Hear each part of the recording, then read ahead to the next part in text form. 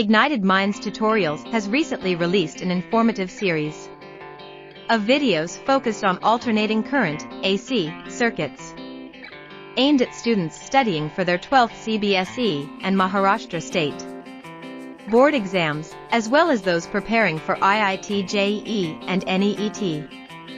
These videos offer a comprehensive understanding of AC physics. In these tutorials, Ignited Minds Tutorials covers various concepts associated with AC circuits. They delve into topics like voltage and current in alternating current, RMS value, impedance, power factor, resonance, and more. The explanations are clear and concise, making it easier for students to grasp complex theories. The videos are designed to provide a knowledge-driven explanation, helping students not only to understand the fundamentals but also to apply these concepts to solve problems effectively. The interactive nature of the tutorials encourages active learning and ensures a productive study experience. By watching these videos, students can enhance their understanding of AC circuits, ultimately improving their performance in exams like CBSE, Maharashtra State Board, IIT JEE, and NEET. Ignited Minds Tutorials is committed to helping Ignited Minds excel academically by providing quality educational content that caters to the needs of different exam syllabi. To access this invaluable resource on AC circuits, students can visit Ignited Minds Tutorials' official website or subscribe to their YouTube channel. Empower your learning journey with these educational videos and unlock your potential in the field of physics.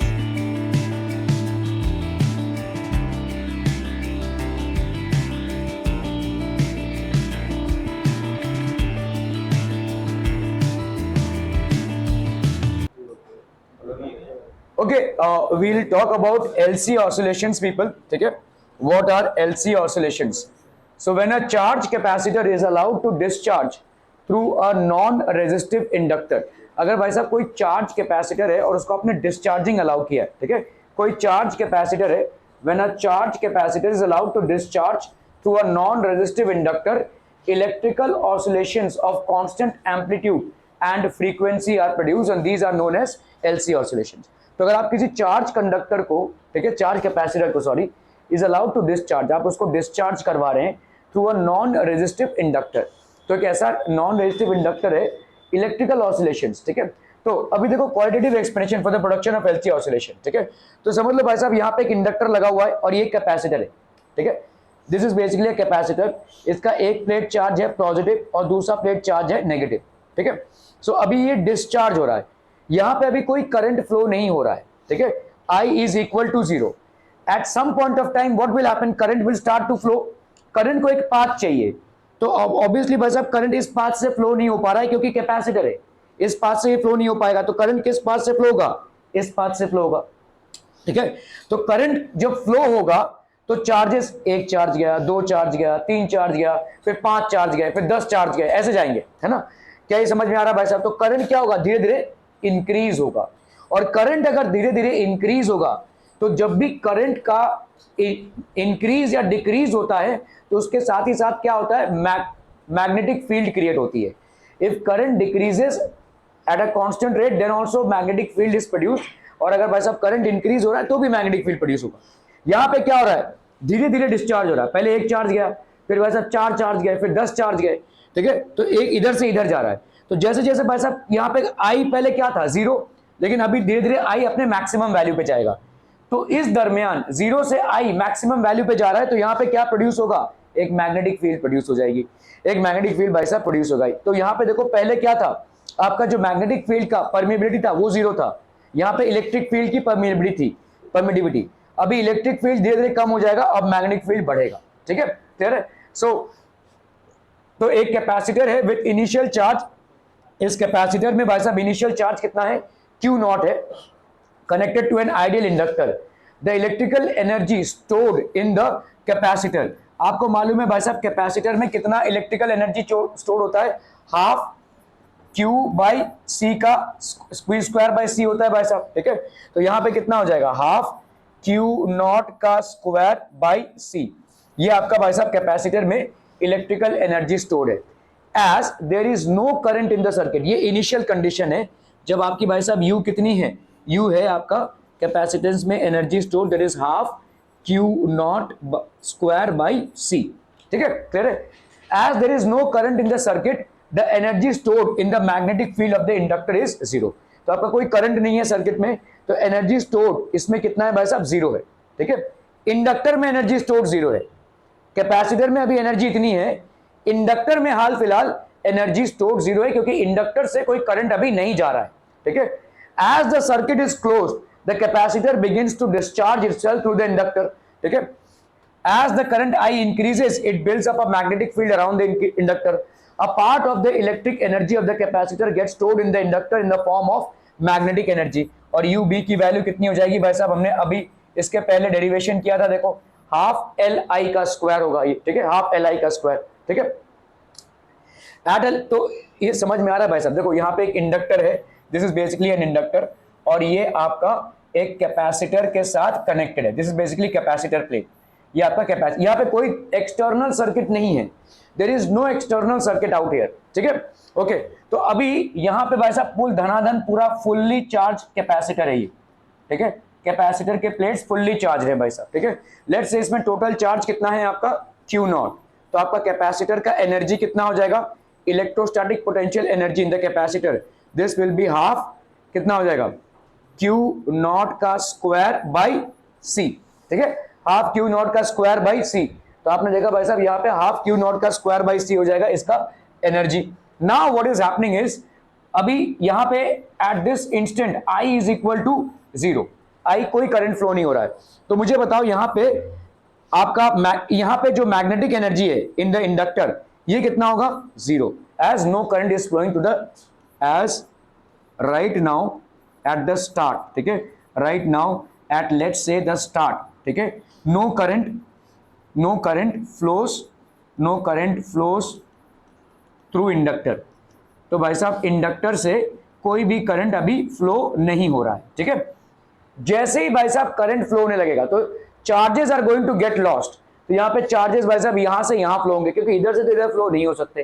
Capacitor में भाई साहब charges इस plate से इस plate में flow नहीं होंगे, so charges will flow through this circuit. Kaveri, charges are going to flow through this circuit, यहां से भाई साहब इधर फ्लो होंगे। ठीक है, ओके। सो चार्जेस जैसे ही फ्लो होना चालू कर देंगे भाई साहब, when the charges are going to flow, यहां पे आपके चार्जेस रिड्यूस हो जाएंगे, धीरे धीरे भाई साहब रिड्यूस हो जाएंगे। अभी यहां पे भाई साहब आई करंट फ्लो हो रहा है। ठीक है,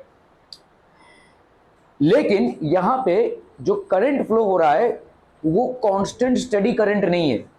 स्टेडी करंट क्यों नहीं है, पहले एक चार्ज गया, फिर भाई साहब 3 चार्ज गए, फिर 5 चार्ज गए, फिर 10 चार्ज गए, तो यहाँ पे भाई साहब करंट का मैग्नीट्यूड बढ़ता जा रहा है।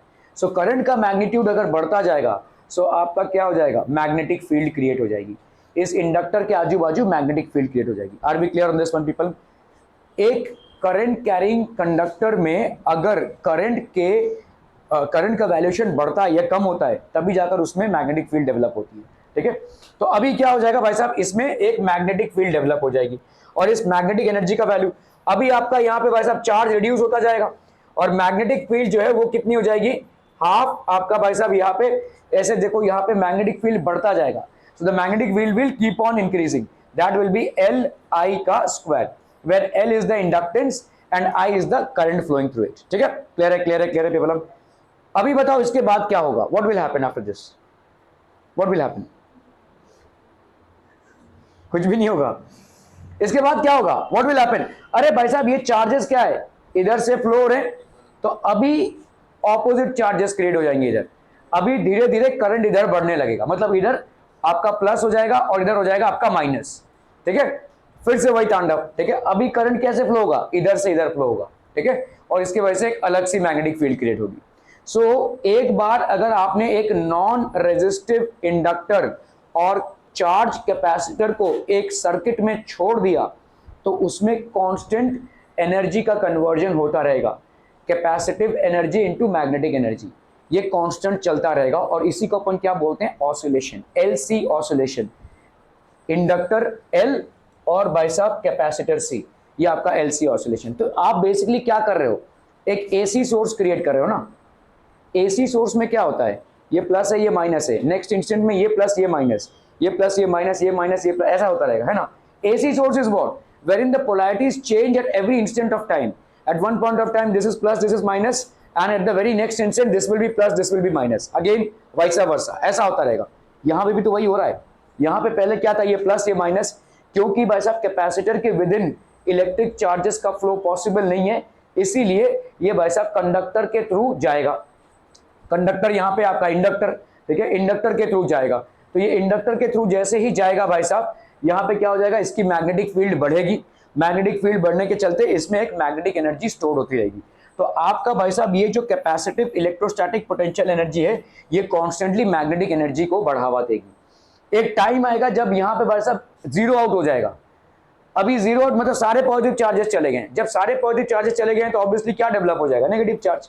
और भाई साहब सारे पॉजिटिव चार्जेस का एक्यूमुलेशन इधर हुआ है, तो अभी ये पूरा का पूरा हो जाएगा पॉजिटिव, ये हो जाएगा नेगेटिव।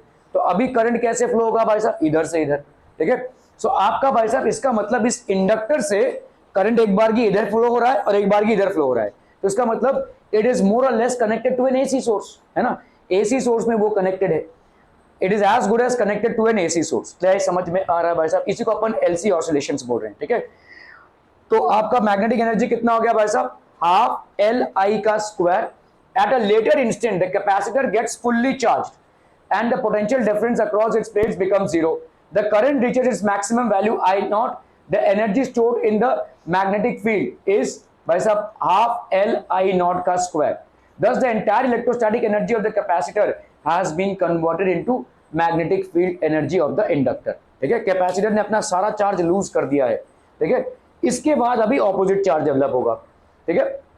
सो यहाँ पे देखो आपका I नॉट हो गया है, आई नॉट मतलब फुल्ली चार्ज हो गया। ये पहले तो आई चालू हुआ था, आई नॉट आपका मालूम है मैक्सिमम करंट है, मैक्सिमम करंट हो गया है भाई साहब अभी यहाँ पे, ठीक है।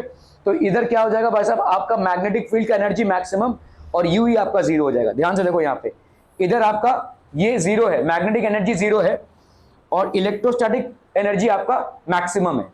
यहाँ पे लगभग दोनों सेम है, ठीक है। मतलब अभी क्या हो रहा है, थोड़ा सा चार्ज गया हुआ है और जाने के प्रोसेस में, सारा चार्ज जब चला गया है तो मैक्सिमम करंट हो जाएगा, मैक्सिमम करंट इज फ्लोन। तो यहां पे आपका मैक्सिमम एनर्जी हो जाएगा और इधर ये डिचार्ज हो गया है, ये कैपेसिटर आपका भाई साहब अनचार्ज हो गया है अभी, ठीक है। अभी फिर से वही तांडव चालू होगा, ठीक है। अभी इधर पॉजिटिव, देखो स्टार्ट में क्या था, इधर पॉजिटिव और नीचे वाले प्लेट में नेगेटिव था, अभी क्या हो जाएगा, इधर नीचे वाले में पॉजिटिव और ऊपर वाले में नेगेटिव। तो अभी करंट भाई साहब, ठीक है, now the current will be flowing in the opposite direction भाई साहब। यहाँ पे अगेन वही वाली सिचुएशन आएगी, I is equal to zero और अगेन आई, और फिर से भाई साहब आई नॉट। देखो यहाँ पे ये बढ़ेगा और ये कम होगा, अगेन दोनों बराबर होंगे। तो क्या ये ऑसिलेशन का कंडीशन आपको समझ में आ रहा है, ऑसिलेशन का मैकेनिज्म आपको समझ में आ रहा है। तो एलसी ऑसिलेशन मतलब एक ऐसा सर्किट है जहां पे आपने एक फुल्ली चार्ज कैपेसिटर को रखा है और उसके साथ आपने एक नॉन रेजिस्टिव इंडक्टर को रखा है, ठीक है। So LC oscillation is basically a connection in which you have connected a fully charged capacitor and a non-resistive inductor. तो आपका LC ऑसिलेशन कैसा होता रहेगा भाई साहब, ये डिचार्ज होता रहेगा और ये चार्ज भी होता रहेगा, ठीक है। मतलब ऑपोजिटली चार्ज होता रहेगा। So it will keep on discharging and will be keep on charging as well, ठीक है। तो आपका यहाँ पे this is basically how it is getting, तो इसीलिए अपन इसको क्या बोल रहे हैं, LC ऑसिलेशंस, ठीक है। These are known as LC oscillations, क्योंकि आपका ऑसिलेशन किसके किसके बीच में हो रहा है, कैपेसिटर और भाई साहब इंडक्टर के बीच में।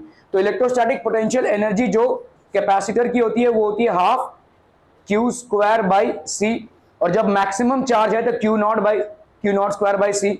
और भाई साहब जब इसका करेंगे तो इसमें कितना हो जाएगा भाई साहब, हाफ एल आई का स्क्वायर, ठीक है। इन दोनों के बीच में ही एनर्जी ऑसिलेट करती रहेगी, ये भाई साहब मैक्सिमम करंट हो जाएगा इसका, ठीक है। दो the entire oscillation will be happening between these two. आपका भाई साहब ये हो गया आपका कैपेसिटर का एनर्जी और ये हो गया भाई साहब आपका इलेक्ट्रोस्टैटिक एनर्जी, ठीक है। ऑफ दिस ये टेव टेव ऐसा होता रहेगा भाई साहब, ये बढ़ेगा ये कम होगा, ये बढ़ेगा ये कम होगा। जैसे आपका काइनेटिक एनर्जी और पोटेंशियल एनर्जी में होता रहता है वैसे इसमें भी होता रहेगा, ठीक है। Are we clear to this one people, हम क्लियर है भाई साहब, ओके। हो गया तुम लोग का सबका, जिसका नहीं हुआ मैं पेपर छीन लूंगा भाई।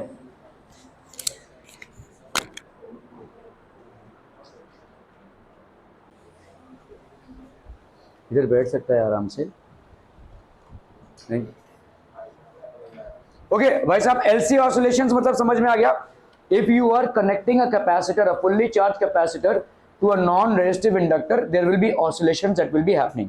तो आपका कहीं पे भाई साहब इलेक्ट्रोस्टैटिक एनर्जी इंक्रीज हो रही होगी और मैग्नेटिक एनर्जी डिक्रीज हो रही होगी, या वाइसा वर्सा, ठीक है। And the poles are going to change, so it is as good as an inductor connected to an AC source, ठीक है। ओके ओके ओके, तो आपका भाई साहब यहाँ पे दस the energy of the system continuously surges back and fourth. तो जैसे आपका देखो काइनेटिक एनर्जी और पोटेंशियल एनर्जी में कन्वर्जन होता है ना। टोटल एनर्जी आपका सेम रहता है सिस्टम में, सिर्फ काइनेटिक का पोटेंशियल होता है या पोटेंशियल का काइनेटिक, ठीक है। In the same way in LC oscillations also there is a constant change between electrostatic energy and magnetic energy. ये इलेक्ट्रोस्टैटिक एनर्जी भाई साहब किसमें स्टोर्ड है? कैपेसिटर में। और ये जो आपका मैग्नेटिक एनर्जी है ये किसमें स्टोर्ड है भाई साहब? आपका इंडक्टर में, ठीक है। इन दोनों के बीच में भाई साहब कंटिन्यूअस जद्दोजहद चलती रहती है, ठीक है। तो मतलब half Q upon Q square by C और हाफ एल आई का स्क्वायर, इन दोनों के बीच में भाई साहब कांस्टेंट कन्वर्जन चलता रहता है। जब यहां पे ये चार्ज मैक्सिमम हो जाएगा, देखो जब यहां पे ये क्यू नॉट का स्क्वायर सी हो जाएगा तो यहां पे भाई साहब ये जीरो हो जाएगा, मतलब आपका ये जीरो हो जाएगा, ठीक है। और जब यहां पे आपका आई नॉट मैक्सिमम हो जाएगा, एल आई नॉट का स्क्वायर, तो यहां पे ये जीरो हो जाएगा। क्लियर है? Are we clear? This is the maximum energy of inductor, this is the maximum energy of the capacitor and this is the maximum energy of the inductor. क्लियरम क्लियरम क्लियरम। Okay, thus the energy of system continuously surges back and forth between the electric field of the capacitor and the magnetic field of the inductor, ठीक है। This produces electrical oscillations of a definite frequency f naught। तो भाई साहब आपका electrical oscillations produce करता है ये, ठीक है। These are called LC oscillations। Why LC oscillation? L stands for the inductor and C stands for the capacitor। तो यहाँ पे भाई साहब आपका continuous oscillations produce होते रहेंगे। If there is no loss of energy, the amplitude of the oscillations remains constant। अगर भाई साहब कोई एनर्जी का लॉस नहीं हो रहा है, और एनर्जी का लॉस कब होगा? कब होगा चाचू? एनर्जी का लॉस कब होगा? जब आपका इंडक्टर में बहुत भारी रेजिस्टेंस हो। इसीलिए देखो आपने क्या बोला है, नॉन रेजिस्टिव इंडक्टर, ठीक है। It is basically a non resistive inductor. तो अगर एनर्जी का लॉस नहीं हो रहा है तो आपको ऐसा ही मिलेगा, और अगर एनर्जी का लॉस होगा तो आपको कुछ ऐसे मिलेगा। देखो ये ग्राफ ऐसे जाएगा, ऐसे, ये डैम्प्ड ऑसिलेशंस हो जाएंगे। These will be damped oscillations, ठीक है, ठीक है। Such oscillations are called undamped oscillations. और अगर आपका लॉस होता रहेगा, मतलब आपने जो इंडक्टर यूज किया है उसमें काफी सारा रेजिस्टेंस है, तो आपका वैसा फ्रीक्वेंसी गिरती जाएगी। क्लियर है? क्लियर है? क्लियर है? Okay, so the LC oscillations are usually damped due to the following reasons. तो हकीकत यही है कि आपका कभी भी हमको, क्योंकि हर कंडक्टर में भाई साहब रेजिस्टेंस रहेगा ही रहेगा, इंडक्टर भी भाई साहब आप में उसमें भी रेजिस्टेंस रहेगा, ठीक है। Every inductor has some resistance. तो आपका अजम्पशन ये था कि इसमें कोई रेजिस्टेंस नहीं है, लेकिन हर एक इंडक्टर में आपका कोई ना कोई रेजिस्टेंस तो भाई साहब होगा ही, ठीक है। So this causes energy loss as heat. तो एनर्जी लॉस होगा भाई साहब। The amplitude of oscillations goes on decreasing and the oscillations finally die out. ये खत्म हो जाते हैं भाई साहब, ठीक है। तो आपका ऐसे जाता रहेगा भाई साहब, और फाइनली ऑसिलेशन डाई आउट हो जाएगा, ठीक है, क्योंकि कांस्टेंट लॉस ऑफ एनर्जी होगा फ्रॉम, देखो क्या है कि आपका अगर एनर्जी कांस्टेंट रहेगा, एनर्जी किन दोनों के बीच में चल रहा है? Magnetic energy of the inductor and electrostatic potential energy of the capacitor. इन दोनों के भाई साहब ये जब मिनिमम हो रहा है, ये मैक्सिमम हो रहा है, फिर ये ऐसे ऐसे हो रहा है ना भाई साहब। This is how it is happening.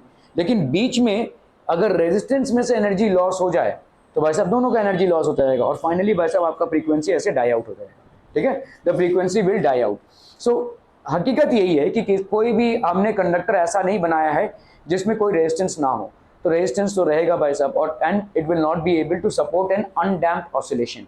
तो अगर आपने एम्पलीट्यूड के साथ टाइम को प्लॉट किया हुआ है, ठीक है, this is how it is going to look. Even if the resistance were zero, अगर आपका रेजिस्टेंस जीरो हो भी जाए, the total energy of the system would not remain constant, ठीक है। क्यों? It is radiated away in the form of electromagnetic waves। तो थोड़ा बहुत आपका भाई साहब इलेक्ट्रोमैग्नेटिक वेव्स में भी चला जाएगा। कैसे? क्योंकि आपका मैग्नेटिक एनर्जी के हिसाब से ये इलेक्ट्रोमैग्नेटिक वेव्स थोड़ा सा रेडिएशन हो जाएगा इसका, ठीक है। It will be radiated away in the form of electromagnetic waves. In fact the working of radio and TV transmitters is based on such radiations. तो आपका रेडियो और टीवी ट्रांसमीटर्स में इस तरीके के रेडिएशंस पे ही चलता है, ठीक है। Okay, so mathematical treatment of LC oscillations, ठीक है। ओके, तो भाई साहब आपका यहाँ पे देखो ये चार्ज कैपेसिटर है, तो ये अपना चार्ज लूज करेगा और इसमें से भाई साहब करंट जाएगा। तो करंट की पोलैरिटी जब तक ये प्लस है तो इधर प्लस, जब तक ये माइनस है तो इधर माइनस, मतलब करंट ऐसे जा रहा है भाई साहब, यहाँ पे करंट का डायरेक्शन ये हो गया, ठीक है। Okay, so suppose a capacitor of capacitance C initially charge to Q naught be connected to an inductor of inductance L. As the circuit is closed, the charge on the capacitor begins to decrease. तो आपका capacitor का charge भाई साहब क्या होने लगेगा, decrease होने लगेगा, ठीक है। The charge on the capacitor will decrease. तो एज Q इंक्रीजेस, तो आपका भाई साहब यहाँ पे क्या होने लगेगा, giving rise to current in the circuit. तो यहाँ पे भाई साहब करंट सर्किट में आएगा, ठीक है, इधर से फ्लो होगा, सिंपल सी बात है भाई साहब। तो आपका यहाँ पे Q मतलब कैपेसिटर पे जो चार्ज है वो कॉन्स्टेंटली डिक्रीज होता जाएगा। So as Q decreases I increases, I भाई साहब इंक्रीज होता जाएगा, ठीक है। I क्या हो जाएगा भाई साहब आपका माइनस dq बाई dt। अभी भाई साहब I क्या होता है, rate of flow of charge, that is dq by dt होता है, लेकिन यहाँ पे माइनस क्यों दिया हुआ है, माइनस इसलिए दिया हुआ है क्योंकि ये जो चार्ज है ये कैपेसिटर पे डिक्रीज हो रहा है और ये इंक्रीज हो रहा है, समझ में आ रहा है। आइडियली क्या है भाई साहब, current is rate of flow of charge, that is it should be dq by dt, लेकिन यहाँ पे हम क्या लिख रहे हैं, I is equal to minus dq by dt। Why, because here the current which is flowing through the inductor is actually correlated to the charge which is there in the capacitor. So if the charge is decreasing in the capacitor, the current is increasing in the inductor. परेशानी का देखो यहाँ पे अगर हमने inductor को लिया हुआ है यार, तो लेट्स से आपका ये हो गया इंडक्टर और ये हो गया भाई साहब आपका कैपेसिटर, ठीक है, कैपेसिटर। अभी यहाँ पे करंट I फ्लो हो रहा है, तो लेट्स से ये इंडक्टर फुल्ली चार्ज है और ये भाई साहब आपका नेगेटिव है, ठीक है। तो जब करंट I इसमें से फ्लो हो रहा है तो भाई साहब आपका कितना वोल्टेज जनरेट हो जाएगा, बैक ईएमएफ जनरेट होगा। इंडक्टर में हमेशा भाई साहब आपका बैक ईएमएफ जनरेट होता है, inductor produces a back EMF और इसकी वैल्यू क्या हो जाएगी भाई साहब, minus L D I by D T, ठीक है, क्लियर है। ओके, यहां पे भाई साहब है आपका Q, ठीक है, और आपको मालूम है कि Q is equal to CV होता है in case of a capacitor.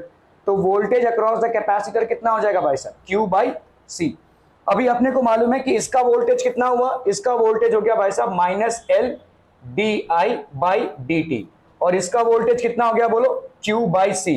और अगर अपन कर्शॉफ्स लूप लॉ लगाते हैं, कर्शॉफ का लूप लॉ जो आपने करंट इलेक्ट्रिसिटी में पढ़ा हुआ है, summation of all the voltages is going to be 0 plus current into resistance।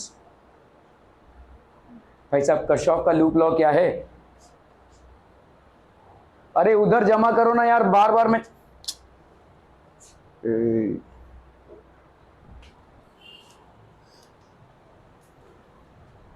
Inductor में बैक ईएमएफ जनरेट होगा, ठीक है, इतना, और भाई साहब कैपेसिटर में जो ईएमएफ जनरेट हुआ है वो इतना है, ठीक है। कर्शॉफ्स का क्लोज्ड लूप लॉ अगर अपन लगाते हैं तो ये क्या बोलता है भाई साहब, summation of EMFs plus summation of IR, ये कितना होता है भाई साहब आपका 0 अक्रॉस अ क्लोज्ड लूप, ठीक है। तो समेशन ऑफ ईएमएफ कर लेते हैं भाई साहब, समेशन ऑफ ईएमएफ अगर हम करें तो कितना हो जाएगा, L D I by D T, that will be the EMF that is generated along the inductor, और इसका भाई साहब प्लस Q बाई C, ये हो गया आपका समेशन ऑफ ईएमएफ। अब बताओ समेशन ऑफ आईआर कितना हो जाएगा, समेशन ऑफ आईआर, हाँ, हमारा अजम्पशन क्या था यहाँ पे भाई साहब, non resistive inductor, which means R की वैल्यू भाई साहब क्या होगी, 0। तो अगर R की वैल्यू 0 होगी, करंट मैक्सिमम से मिनिमम जाने दो या कुछ भी जाने दो, इसकी वैल्यू कितनी हो जाएगी, 0। समझ में आता हम पीपलम, ठीक है। आपका रेजिस्टेंस ही नहीं है, रेजिस्टेंस नहीं होगा तो ही आपका भाई साहब अनडैम्प्ड ऑसिलेशंस होगा, अदरवाइज तो भाई साहब रेजिस्टेंस में धीरे धीरे एनर्जी जाता रहेगा और डैम्प्ड ऑसिलेशन से फ्रीक्वेंसी डाई आउट हो जाएगी, ठीक है।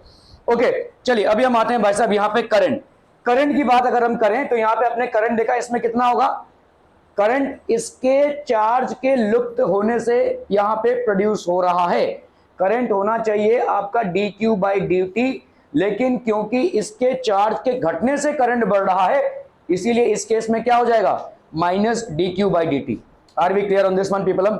Let's come back to this one, इस इक्वेशन में, ठीक है। तो ये हो गया minus L D I by D T, ठीक है, ठीक है, minus L D I by D T.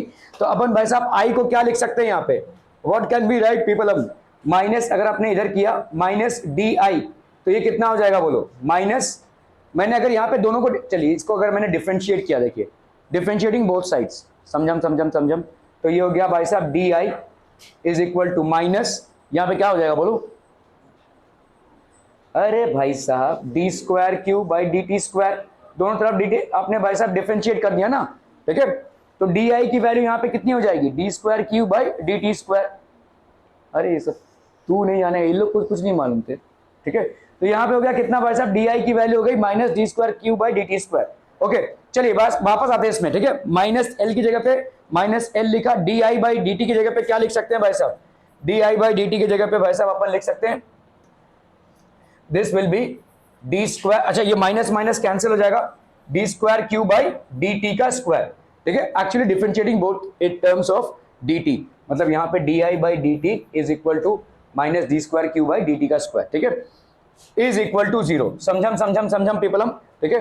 तो L D square Q by D T square, sorry ये हो जाएगा, sorry I am absolutely sorry, ये हो गया L D square Q by D T का स्क्वायर प्लस यहाँ पे अपन क्या लिख सकते हैं, Q by C is equal to zero, Q by C is equal to zero. Are we clear on this one people? हम क्या बोल रहे हैं,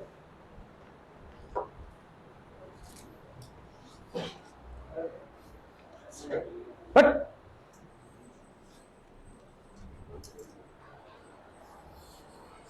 ठीक है, क्लियर है पीपल हम, ओके।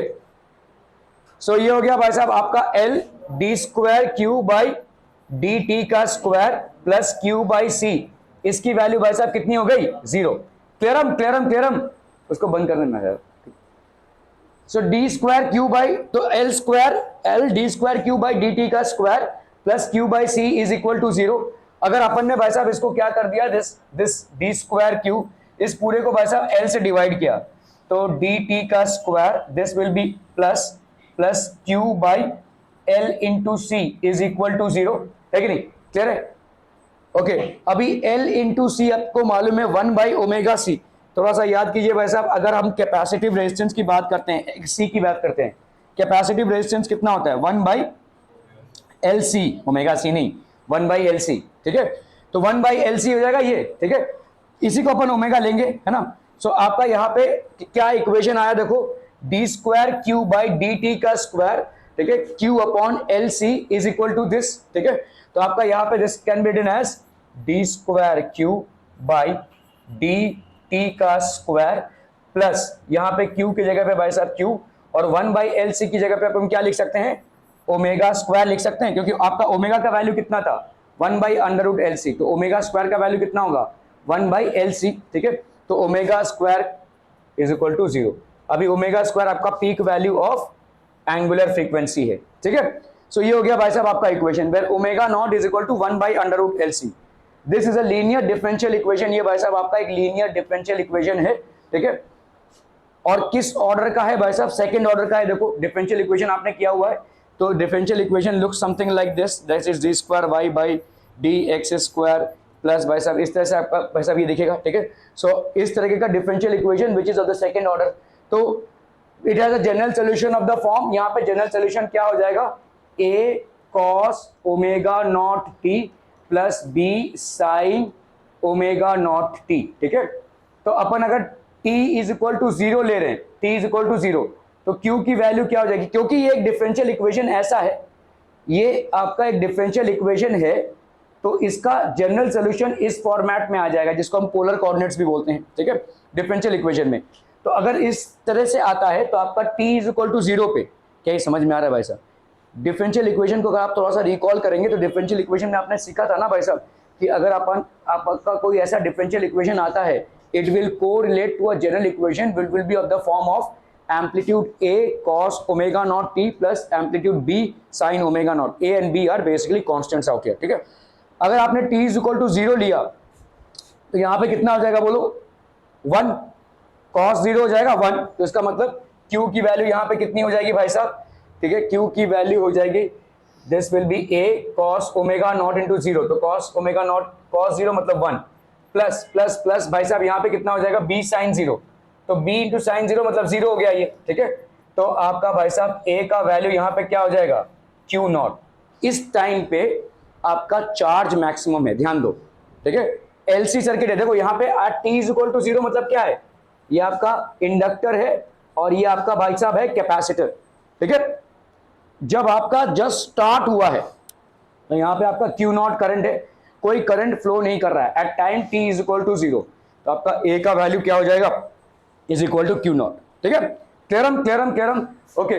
इसी तरह से भाई साहब आपका at time t is equal to 0 हो गया, ठीक है। ऑल्सो dq बाई dt आपका क्या है भाई साहब minus omega naught a sign omega naught, ठीक है। तो आपका dq बाई dt कितना हो जाएगा minus omega naught a sign omega naught t omega naught b sign omega not b। भाई साहब अगर देखो यहाँ पे आपने क्या लिखा है, q की वैल्यू क्या लिखी है, q की वैल्यू लिखी है a cos omega naught t, ठीक है, plus b sign omega naught t। इसको डिफरेंशिएट कर दीजिए भाई साहब dq बाई dt। अब कर लो भाई साहब यहाँ पे a तो कांस्टेंट है, cos theta d by D cos theta by D theta कितना हो जाएगा भाई साहब साइन डी बाई, तो माइनस साइन आ जाएगा यहाँ पे minus sine omega naught t, और यहाँ पे ओमेगा नॉट भी भाई साहब बाहर आएगा, ठीक है, omega naught plus B omega naught cos omega naught T, ठीक है। ये हो गया आपका D Q by D T. क्लियरम पेपरम, ठीक है। So D Q by D T की वैल्यू भाई साहब ये आ गई, और ए की वैल्यू क्या आ गई भाई साहब आपकी क्यू नॉट, ठीक है। एट टाइम टी तो आपका D Q by D T is equal to this much, ठीक है, d Q by D t आपका ये हो गया। At time t is equal to 0, ठीक है, at time t is equal to 0 आपका क्यू मैक्सिमम है, ठीक है, क्यू मैक्सिमम है, time t is equal to 0 आपका q is equal to q naught that is maximum. तो आपका D Q by D t आपको मैक्सिमा की कंडीशन मालूम है, this should be equal to 0, ठीक है, d Q by D t at the time of maxima, maxima की condition है भाई साहब ये, ठीक है, मैक्सिमा की कंडीशन है, d Q by D t आपका क्या हो जाएगा 0। तो भाई साहब अभी अगर इसको लिखते हैं d Q by D T is equal to 0, d Q by D T is equal to 0 minus a naught, ठीक है, minus a naught sorry a omega naught, ठीक है, और यहां पे कितना हो जाएगा बोलो sine omega naught into t, t is equal to 0, तो ये कितना हो जाएगा साइन 0 है ना, sine 0 plus B omega naught, और यहाँ पे cos omega naught into t that is 0, तो ये हो गया भाई साहब बी ओमेगा नॉट, ठीक है। सो अभी भाई साहब ये कितना हो जाएगा 0, और इधर कितना है आपका बी ओमेगा नॉट, ठीक है, this will be equal to 0। Omega naught 0 नहीं हो सकता भाई साहब, ठीक है, omega naught can not be 0 क्योंकि इसकी एंगुलर फ्रीक्वेंसी तो होगी, तो देयरफॉर आप बता सकते हैं कि b की वैल्यू हो गई 0। यहां से हमने a और b की वैल्यू फाइंड आउट की, तो अभी अपन क्या लिख सकते हैं बोलो q is equal to a की वैल्यू कितनी आई है भाई साहब, a की वैल्यू आई है q नॉट, ठीक है, q not cos omega naught T, cos omega naught t, और बाकी का लिखने की जरूरत नहीं क्योंकि b आपका 0 है, ठीक है। So this is going to be the charge, ठीक है, ये हो गया भाई साहब आपका इक्वेशन। क्लियरम। अभी हम आते हैं आई पे, तो आई आपका कितना है बोलो minus D Q by D t, minus D Q by D T, ठीक है, which can be written as minus D Q by D T. तो अभी आपका भाई साहब इसको अगर आप डिफरेंशिएट करते हो D Q by D T कर लो भाई साहब, यहाँ पे क्यू है ना, तो d Q by D t कितना हो जाएगा भाई साहब, d Q by D t, ये माइनस साइन आपको लगाना है, ठीक है, माइनस यहाँ पे q naught cos omega naught t by D T, तो कितना हो जाएगा भाई साहब sine minus sine omega naught t, और ओमेगा भी आएगा भाई साहब, ठीक है, तो ये आपका हो गया क्यू नॉट ओमेगा, और ये हो जाएगा साइन ओमेगा नॉट टी, इसका माइनस साथ में आएगा, लेकिन यहां पे भाई साहब आपका माइनस ऑलरेडी एक है, तो उसके साथ कन्वर्ट हो गया, ये क्या हो जाएगा भाई साहब Q not omega sine omega naught T, ये हो गया भाई साहब आपका करंट, ठीक है। So what is the value of current भाई साहब, करंट की वैल्यू हो गई omega naught Q not sign omega naught T, this is the value of current. Clear people हम, ठीक है। ओके, अभी ओमेगा नॉट की वैल्यू कितनी होती है? ओमेगा नॉट की वैल्यू होती है 1 upon under root L C. इसको अपन लग सकते हैं भाई साहब, ठीक है। Charge on the capacitor plates oscillate simple harmonically with the angular frequency, omega naught is equal to 1 by under root L C, ठीक है। तो फ्रीक्वेंसी ऑफ ऑसिलेशन भाई साहब कितना हो जाएगा यहाँ पे? Frequency of oscillation that is F not की वैल्यू हो गई कितनी? देखो आपका भाई साहब ओमेगा क्या होता है? 2 पाई एफ। तो आपका ओमेगा नॉट की वैल्यू इज इक्वल टू, ठीक है, तो एफ नॉट की वैल्यू कितनी हो जाएगी भाई साहब? 2 पाई बाई ओमेगा नॉट, ठीक है। दैट इज हाउ मच हम पीपल हम 2 पाई, ठीक है। और ओमेगा नॉट की वैल्यू है, उल्टा हो गया ना भाई साहब। तो एफ नॉट की वैल्यू भाई साहब कितनी हो गई? एफ नॉट की वैल्यू हो गई यहाँ पे ओमेगा नॉट बाई 2 पाई, और ओमेगा नॉट की वैल्यू होगी 1 by under root L C to 2 pi, ठीक है। ये तो आपका सिंपल डेरिवेशन है, लेकिन इन चीज़ों को आपको ध्यान में रखना है कि आपका भाई साहब L D square by q C कैसे आया ये। तो आपका ए का वैल्यू निकला यहाँ पे, तो इसका मतलब क्यू की वैल्यू क्या होगी? क्यू नॉट, ठीक है, क्यू की वैल्यू होगी Q naught cos omega naught T, ये हो जाएगा भाई साहब। और आपका आई का वैल्यू क्या हो जाएगा भाई साहब? आई का वैल्यू हो जाएगा, वेर इज आई का, omega naught Q not, omega naught Q not sign omega naught T. Actually भाई साहब आई की वैल्यू आपको याद भी नहीं रखनी है, क्योंकि आई की वैल्यू यहाँ पे क्या होगी? Minus D Q by D T, ठीक है, minus D Q by D T. Are we clear on the L C oscillation part people? हम बहुत बढ़िया भाई साहब, बहुत इंटेलिजेंट लोग हैं आप लोग, ठीक है ना मितेश? है कि नहीं? ओए मितेश, इंटेलिजेंट लोग हैं कि नहीं सब यहाँ पे? वो